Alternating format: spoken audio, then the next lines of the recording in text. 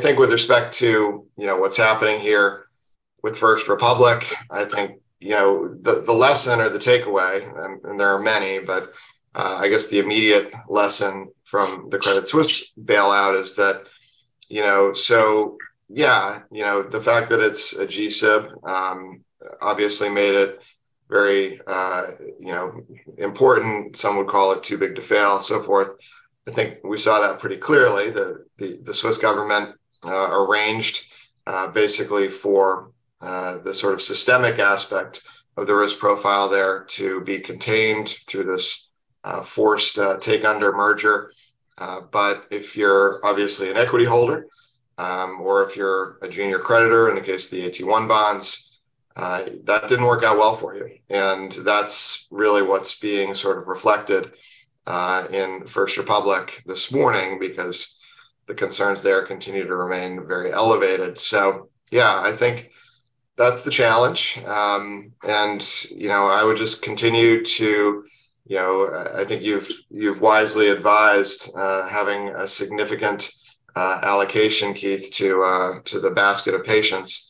And I would say that I think that's right. And you keep that allocation intact, and we got to sort of wait. Like, I don't think this is the time when you want to be trying to sort of rush in and be a hero. I think there's a tremendous amount of risk in the system right now, and I think we need to definitely give it time to play out and see what the next steps are here.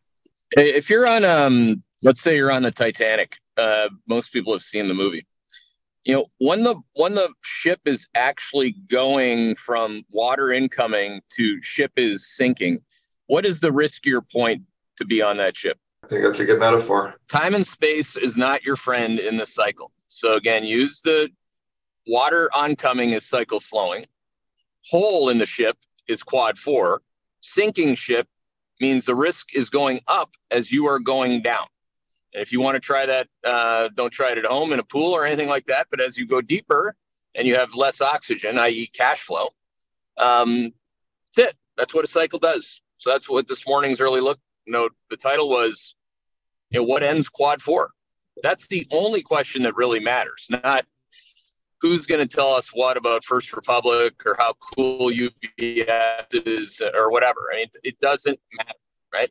Whatever dress you're wearing on the Titanic didn't matter. Okay. This is very straightforward.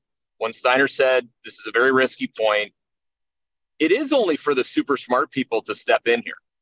Like there were people that survived, I think, the Titanic, no? Like some people, the super smart people that made some decision. But that's not what we want you to do with your net worth, your family's hard-earned capital. That's not the game we're playing. We're not rolling the bones here on lives. We're going to take our time, and we don't mind being a little late. We're going to take our little dinghy over here, and we're going to stay in cash. And being late on the other side is fine. By the time we went bullish in April of 2009, you had many months that you could have been long and stayed long, and then we weren't.